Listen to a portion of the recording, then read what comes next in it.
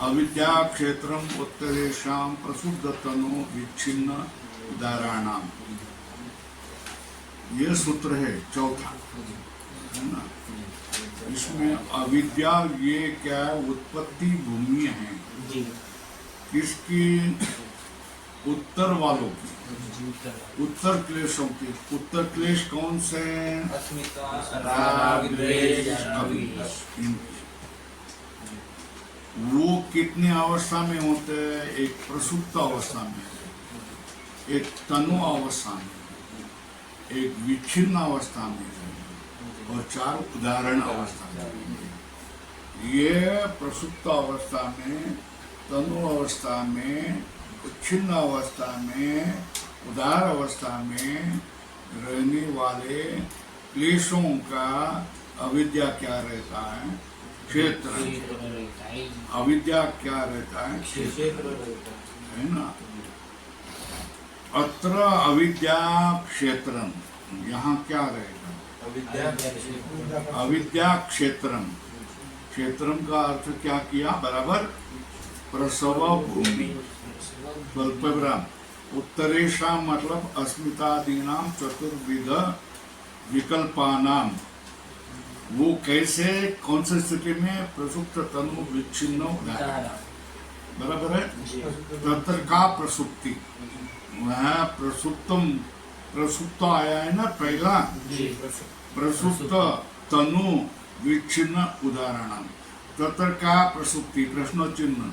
चेतसी शक्ति मात्र प्रतिष्ठान बीज भाव उपगम। चित्त में शक्ति रूप से जो प्रतिष्ठित है वो बीज भाव से होना है ना। कि चारों क्लेश बीज भाव से रहे चित्त में, सुप्त रूप से रहे, अभी उसका कार्य नहीं दिखाई दे रहा है, तो क्या हो गया? चेतसी शक्ति मात्र प्रतिष्ठान बीज भाव उपगम। क्या बराबर है ना? एतसी शक्ति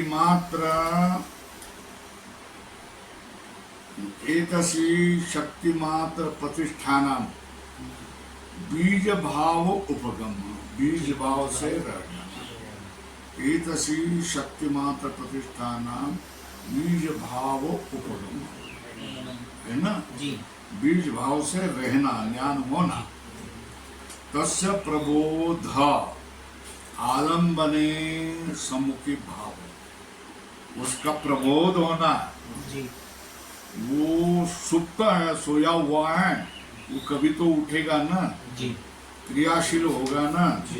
तस्य प्रबोध है ना, जो तस्य मतलब प्रसुप्तस्य। देखो, प्रसुप्तस्य प्रबोध क्या है? आलम्बने सम्मुखी भाव, आलम्बन के सम्मुखी भाव हो जाना।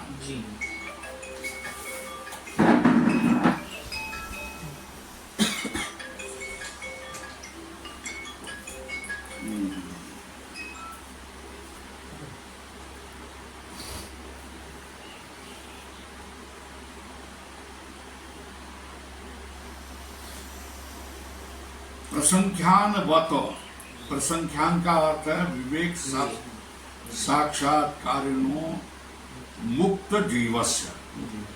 प्रसंख्यान वत दग्ध क्लेश बीजस्य सम्मुखे भूते अपि आलम्बने।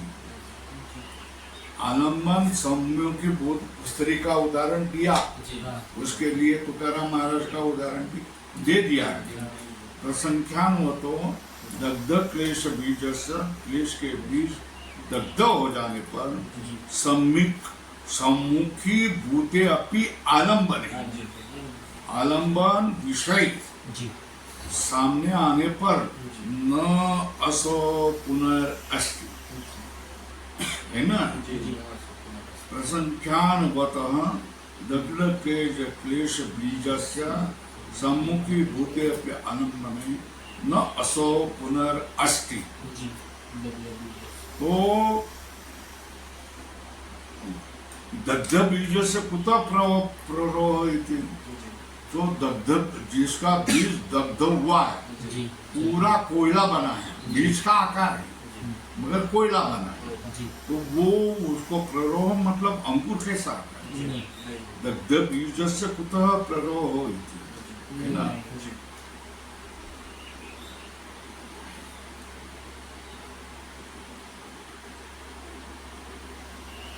इसलिए जिसके क्लेश क्षीण हो गया है, क्षीण क्लेश कुशलः चरम देह इति उच्यते। जिस देह में क्लेश प्रसंख्यान हो गया है, विवेक ज्ञान हुआ है, क्लेश क्षीण हो गया है, वो कुशल हो गया है, तो उसको क्या कहा जाता है? जिस देह के क्लेश क्षीण हो गए, जो विवेक ख्याति हो गया, उसको चरम देह इति उच्यते, है ना। वो अंतिम देह जीवन मुक्त हो गया ना, अब उसके बाद में कैवल्य ही होगा ना, वो दूसरी योनि में नहीं जाएगा ना, इसलिए चरम देह कहा गया, है ना।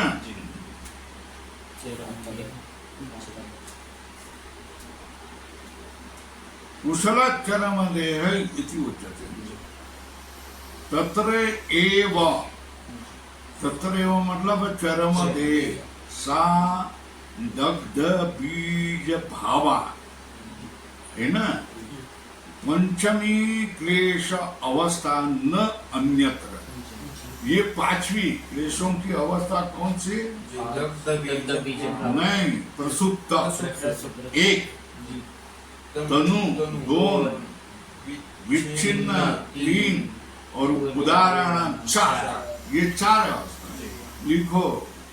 फिर क्या हो गया? दग्ध बीज भाव, पंचमी अवस्था क्लेशाना, है ना। चरम देह में क्लेश कैसे होते हैं? दग्ध बीज भाव।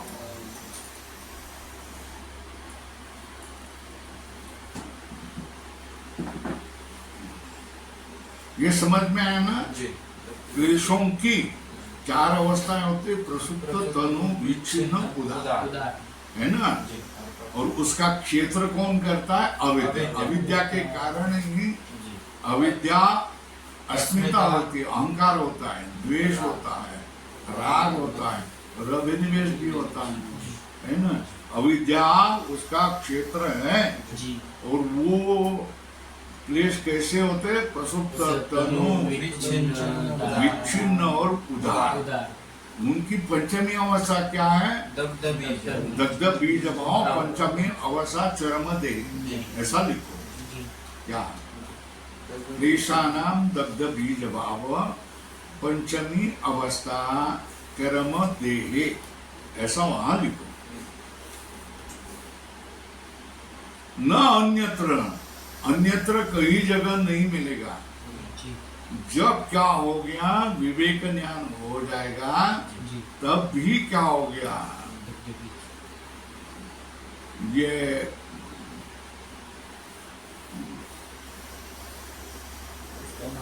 तुका मने परनिधि नोवरी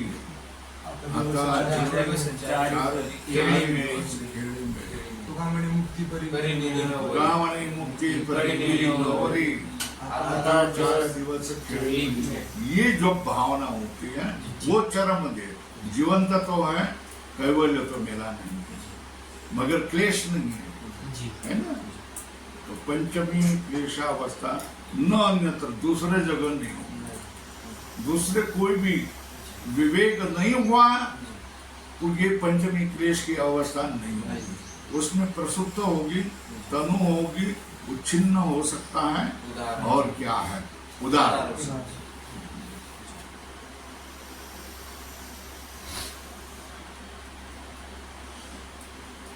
सताम क्लेशानाम तदा बीज सामर्थ्यम दग्धम, होने वाले क्लेशों में वहां बीज सामर्थ्य को, अंकुर होने के सामर्थ्य को क्या किया? जला दिया है। दग्धन इति विषयस सम्मुखी भावे अपि सति न भवति एषां प्रभो। विषय सामने होने पर भी न भवति एषां प्रभो है ना।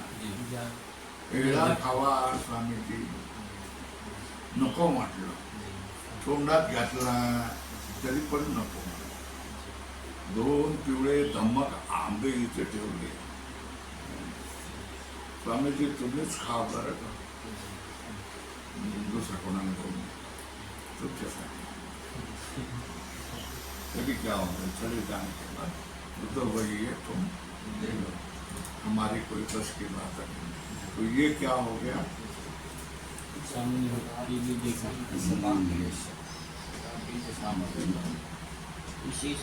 सताम क्लेशानाम तदा बीज सामर्थ्यम दग्धम. वो अंकुर होने की स्थिति में नहीं है, कोयला बन गया, उसको काला कोयला बन गया. बीज आकार से दिख रहे हैं. वो गेहूं देख रहे हैं ना, जले हुए कैसे दिखाई देते, कोयला जैसे दिखा, काले कोयले दिखाई देते, मगर वो गेहूं दिखता है ना.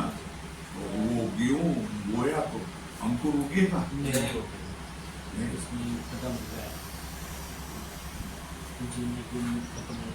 न भवति येषाम् अस्य विशेष सम्मुखी भावे अपि सति न भवति येषां प्रबोध. उनका बीज सामर्थ्य को जला दिया है, इसलिए विषय सामने आने पर भी न भवति येषां प्रबोध. इन क्लेशों का प्रबोध नहीं होता है. ये क्लेश तुमको त्रास नहीं देते. स्वर्परा इति उक्ता है ना. प्रसुप्ति दग्ध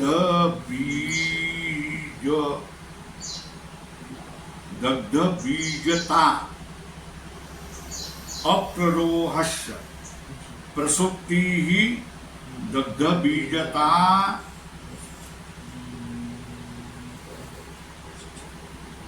अप्ररोहस्य.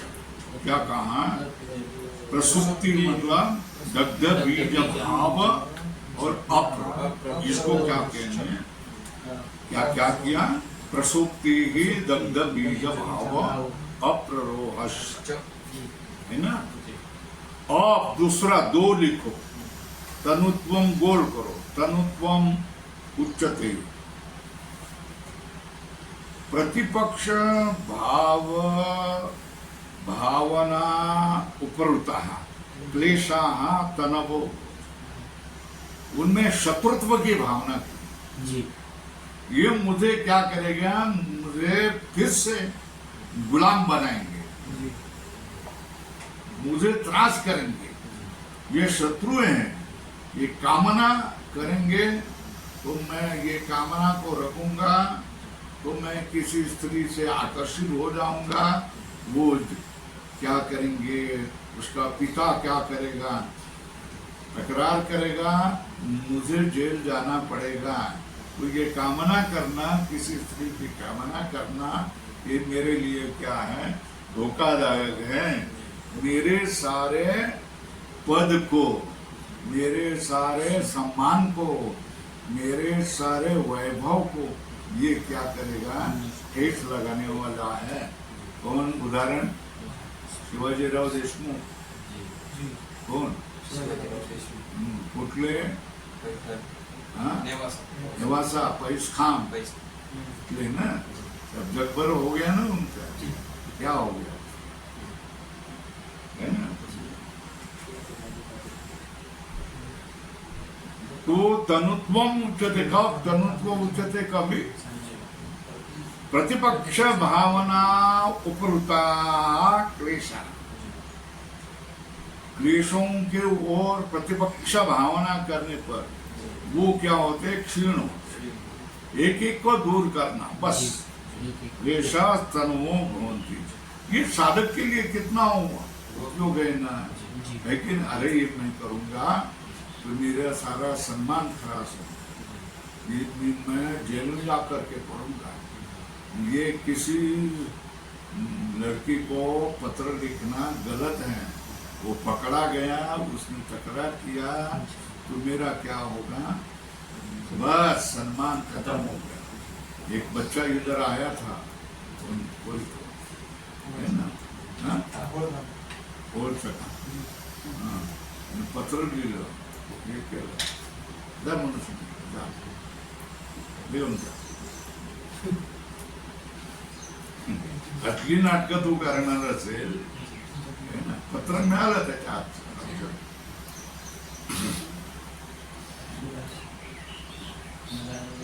प्रतिपक्ष भावना उपरता क्लेश तन्मोक भवन्ति, ये दूसरा बोल रहा है.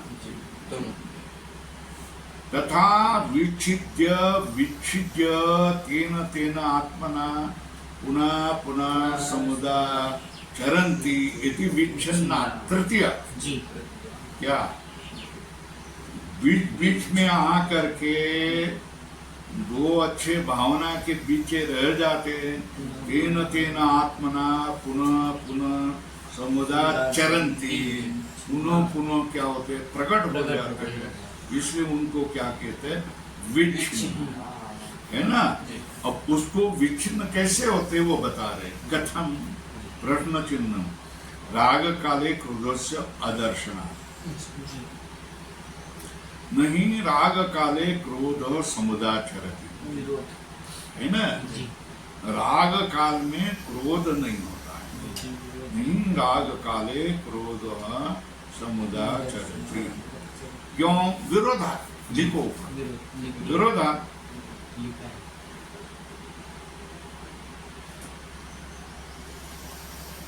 रागच कश्चित दृश्यमानो, दूसरे विषय में नहीं है ऐसा भी क्या. रागच कश्चित क्वचित दृश्यमानो, राग क्वचित दृश्यमानो न विषयांतरे नास्ति इति न.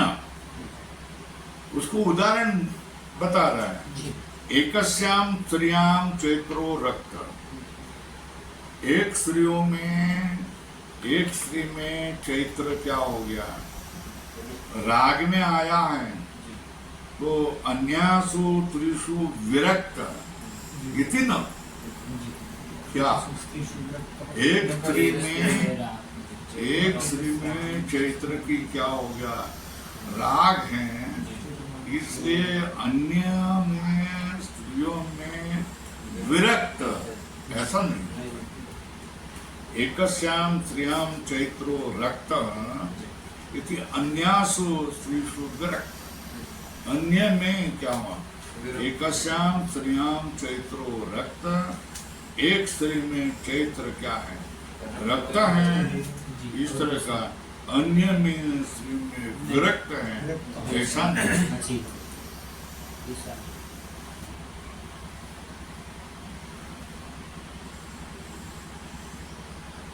है ना. तो पहले स्त्री में राग वर्तमान है ना, तो उसको कहा है लब्ध वृत्ति. दूसरे स्त्री में विरक्त है ऐसा है, तो लब्ध वृत्ति नहीं है ना.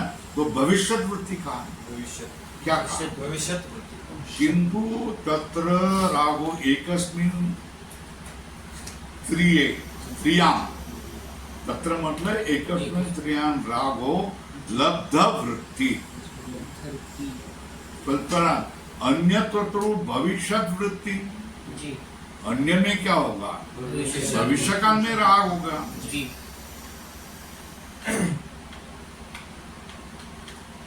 सही तदा प्रसुप्त तनु विच्छिन्नो भवति. उस समय क्या होगा, वहां उसमें प्रसुप्त हो सकता है, तनु हो सकता है, अथवा विच्छिन्न भी हो सकता है ना. विषय में जो लब्ध वृत्ति, विषय में जिसको विषय मिल गया है, तो विषय की प्राप्ति होगी, तब जो होता है उसको क्या कहा जाता है, उदार. क्या होता है, प्रकट हो गया, है ना। कब विषय मिल गया तब क्या होता है, प्रकट। विषये यो लब्ध वृत्ति स उदार, चौथा है ना। इस तरह ये 4 अवस्था बता दिए। कौन से? प्रसुप्त, तनु, विच्छिन्न और क्या है, उदार। विषय लब्ध, विषय आ गया, मिल गया, फिर जो राग होता है उसको उदार का, बराबर है। छिपा राग, शिथिल किया हुआ राग,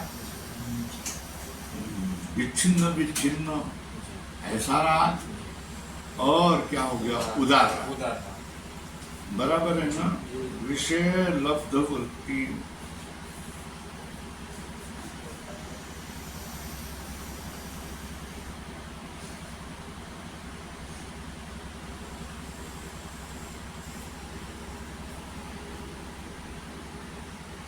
हो गया जी, उदार। सर्व एव इति क्लेश विषयत्वं न अतिक्रामन्ति। प्रसुप्त हो, तनु हो, विच्छिन्न वृत्ति हो, उदार हो, तो सब के सब सर्व एव इति क्लेश विषयत्वं न अतिक्रामन्ति। सबको क्लेश ही कहा है, है ना, है ना। प्रसुप्त हो, तनु हो, विच्छिन्न हो, उदार हो, सबका नाम क्या हो जाएगा, विशेष। सर्वे एव एते क्लेश विषयत्वं न अतिक्रामन्ति, अतिक्रमण नहीं करते हैं।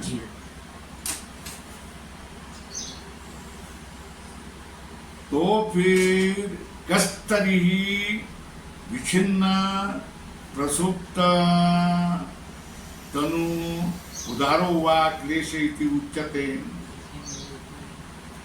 तो अगर वो क्लेश ही है तो उनको विच्छिन्न प्रसुप्त तनु उदार क्लेश ऐसा क्यों कहा जाता है ना। ठीक है, सब तो क्लेश ही हैं। सत्यमेव एतम, तुम्हारा कहना क्या है, विच्छिन्न प्रसुप्त तनु उदार वा क्लेश ऐसा क्यों कहते हैं, तुम्हारा कहना बराबर है।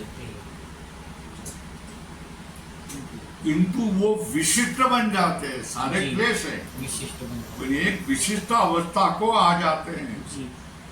विशिष्टा नाम एवं तेषाम विच्छिन्न प्रसुप्त तनु उदार, ये नाम क्या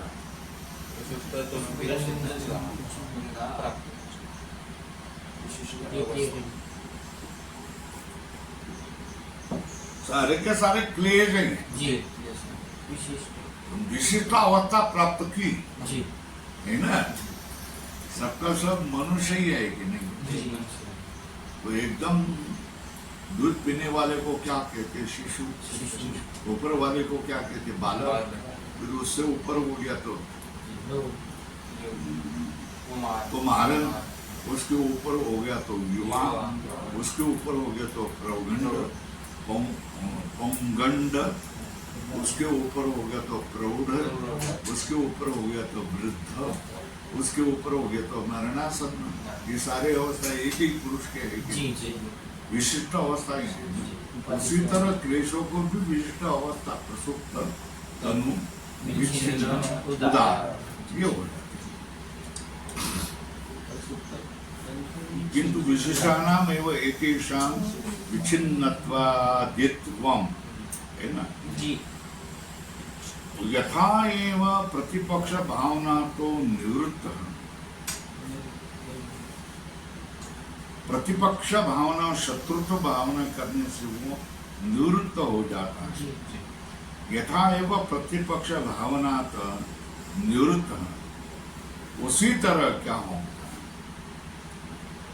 तथैव स्वव्यंजक अंजनेन अभिव्यक्त। स्वव्यंजक स्वयं को व्यंजक करने वाला उसका कारण, उस कारण रूप बनने पर वो अभिव्यक्त होता है। जैसा क्या जो कार्य होता है ना, उसका व्यंजक कौन होता है? कार्य। वृत्त रूप बन गया वो, है ना, उससे अंजनानीन अभिव्यक्त हो जाता है। तो व्यंजक अंजनेन अभिव्यक्त उदारो भवति। अभिव्यक्त मतलब उदारो भवति, निवृत्त जैसा होता है वैसा ही होता है।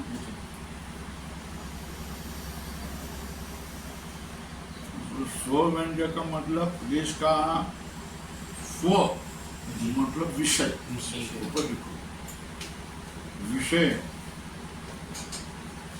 को प्रकट करने वाले के, अंजनीन मतलब ध्यानीन, अभिव्यक्त ऊपर लिखो उदार होती।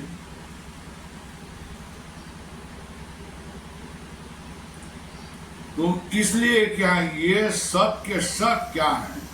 सर्वे एव अमी क्लेशा। ये क्या है? सर्वे क्लेशा है ना, सर्वे एव अमी क्लेशा। क्लेशा कौन? अविद्या भेदा। ये सब क्लेश क्या है? अविद्या के भेद। कस्मात् सर्वेषु एव अविद्या अभिप्लवते। अभिप्लवते का अर्थ है क्या? व्याप्त हो, है ना। ये देखो माटी का चूर्ण है, माटी, फिर पिंड है, माटी का गोला, फिर कपाल है, शराब है, और क्या है? घट है। ये सारे किसके देते हैं? माटी के देते हैं, बरोबर है ना? सबके सब कौन? माटी के देते हैं। तो उसी तरह अविद्या की ये सारे कौन से?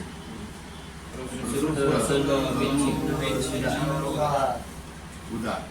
ये अविद्या के भेद, क्योंकि जिसमें सब जगह अविद्या दिखाई देते हैं। जैसे चूर्ण में मृतिका दिखाई देते हैं, पिंड में दिखाई देते, कपाल में, फिर इसमें दिखाई देते। उसी तरह सब में क्या दिखाई देते? अविद्या अभिप्लवते, उसमें व्याप्त दिखाई देते। अविद्या उसमें होती है। सर्वे एव अनिक्लेशाः अविद्या भेदा। कस्मात् सर्वेषु अविद्या एव अभिप्लवते। उसमें सब में अविद्या व्यापक होते हैं, है ना, व्याप्त होती है। यद अविद्या वस्तु कार्यते, जो अविद्या से वस्तु कार्यते, तदेव अनुसरति, अनुशेरते। जो जिस अविद्या से वस्तु बनाई जाती है उसमें ही अविद्या रहती है। क्या? जिस अविद्या से वस्तु कार्यते तदेव, उसमें ही क्या रहती है? अविद्या रहती है। क्लेशा विपर्यास प्रत्यय काले उपलब्धते, है ना। क्लेश विपर्यास, क्लेश क्या करता है? विपर्यास प्रत्यय काल में दिखाई देते हैं। जी उपलब्ध है ना। जी रज्जु होते हुए तुमने क्या किया, विपर्यास किया है जी सर्प का, सर तो सर्प का भय तुम्हें होगा जी हो और कल्लोल होगा कि नहीं, बोले जी। कि जाओ आओ जी बैटरी लाओ, ये सब होगा, जी परिणाम दिखाई देगा जी क्या?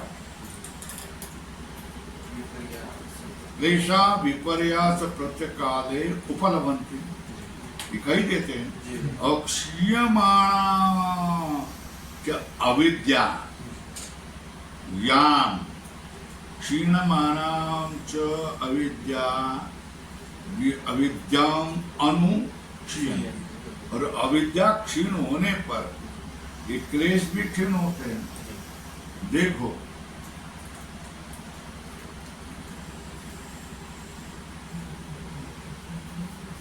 ए बाळा चप्पल घाल, ए बाबा चप्पलाशिवाय जाऊ नको, तो क्या होता है विपर्यास प्रत्येक जब आप रज्जु का अज्ञान होता है, जी किसका, रज्जु का ज्ञान तो रज्जु की अविद्या होती है ना, जी वो उसमें उस रज्जु में ही क्या होता है, अनिर्वचनीय सर्प का विपर्यास होता है। जी जी और ये सर्प ऐसा अंतःकरण में ज्ञान भी होता है, जी ये समझ में आया। ये अगर समझ में आया तो क्लेश भी होते हैं ना, जी क्लेश होते हैं। कल्लोळ होता है, कालवा होता है जी है ना, बैटरी लानी पड़ती है, डरता है, घाम फूकता है, ये सारे परिणाम दिखाई देते हैं ना। जी जी क्यों, अनिर्वचनीय सर्प का आभास होने पर, वो किससे, अविद्या से, है ना। जब टॉर्च मारते हैं जी तब आलोक आ जाता है, रज्जु का ज्ञान होता है, हो रज्जु का ज्ञान होते ही क्या होता है, उस रज्जु उपहित चैतन्य में जो अविद्या है, वो अविद्या क्या होती है, क्षीण हो जाती है, तो उसके ऊपर उभरा हुआ सर्प भी क्षीण हो जाता है ना। जी और तो फिर उससे होने वाले क्लेश, जो कालवा वगैरह, जो उड़ना, ये सब क्या होता है, पुकारना, ये सब समाप्त होता है। संभव ये समझ में आया ना जी कि क्लेशा विपर्यास प्रत्यय काले उपलब्धन्ते अधोरेखा क्षीयमाणां च अविद्याम अनु, बाद में क्षीयन्ते इति।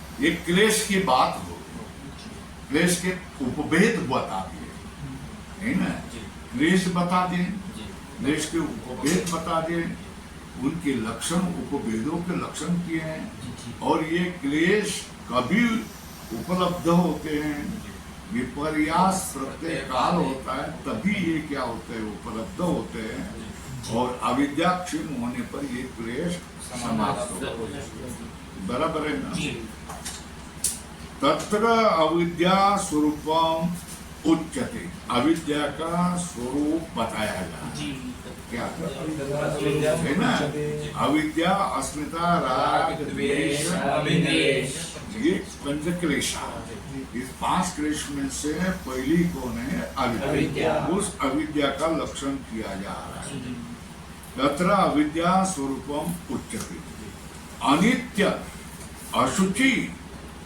दुख अनात्मसु, कितने लिखे, 1 अनित्य, अशुचि 2, दुख 3 और अनात्म 4। जो वास्तव में कौन है, अविद्या, जो वास्तव में कौन है, अनित्य, अनित्य, वास्तव में कौन है, अशुचि, वास्तव में कौन है, दुख, वास्तव में कौन है, अनात्मा।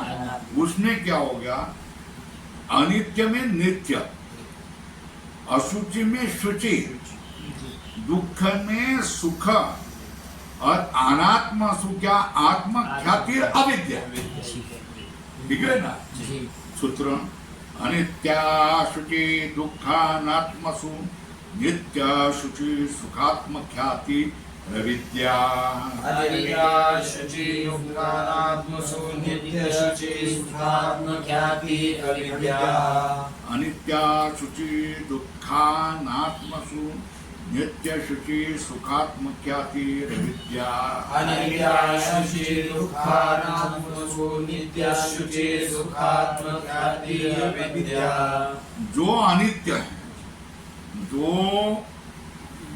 अशुचि है, पवित्र नहीं है, दुख स्वरूप है और अनात्मा है, उसमें जब आपको ये शुचि है, ये सुख है, ये क्या है, नित्य है, ये शुचि है, ये सुख है, ये आत्मा है, ख्याति मतलब ज्ञान होना, इसको क्या कहते हैं, अविद्या। अनित्य कार्य नित्य ख्याति, बराबर है जी। उसको ही क्या है, अनात्मनि आत्मविज्ञानम असत सत्स्वरूपता सुखा भावे तथा सौख्यम माया अविद्या विनाशिनी। क्या देखो ऊपर लिखो, अनात्मनि आत्मविज्ञानम, ऊपर लिखो, अनात्मनि आत्मविज्ञानम असह सत्स्वरूपता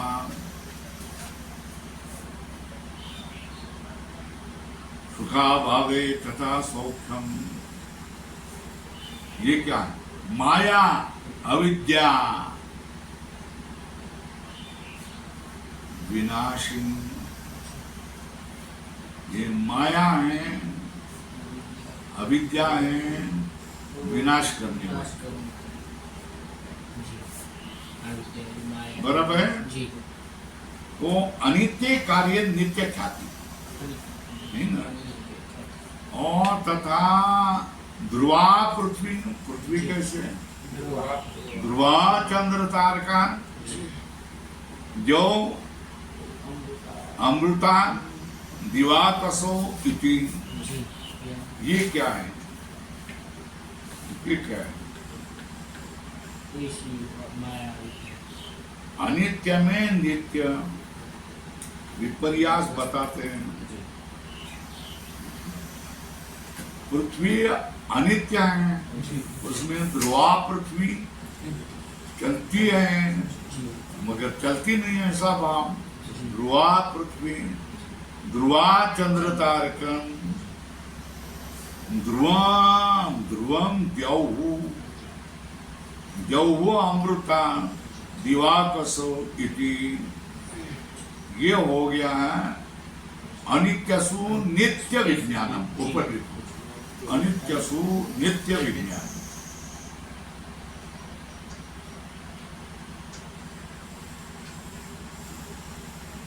हो गया। तथा अशुचो, तथा अशुचो परम विभत्से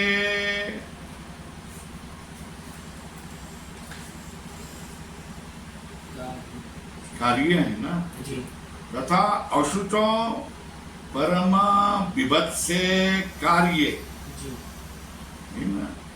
जो अशुचि है, परम विभत्स है, ऐसे कार्य में स्थानात् बीजात् उपटम्बात् न्यस्यन्दनात् निधनादपि कायम आदेय चौचत्वात् पंडिताहि अशुचिम बिंदो। परम विभत्से काये, सप्तमी का एक वचन देह में है ना,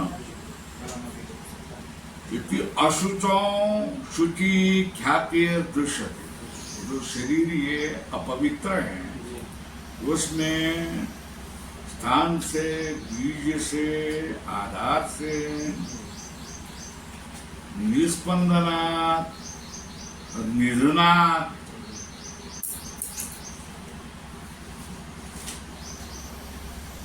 वो कायम आधेय शौचत्वात् पंडिता अशुचिम विदु। इस काया को क्या कहते हैं? अशुचि। अशुचि। इति अशुचो शुचि ख्याति दृश्यते।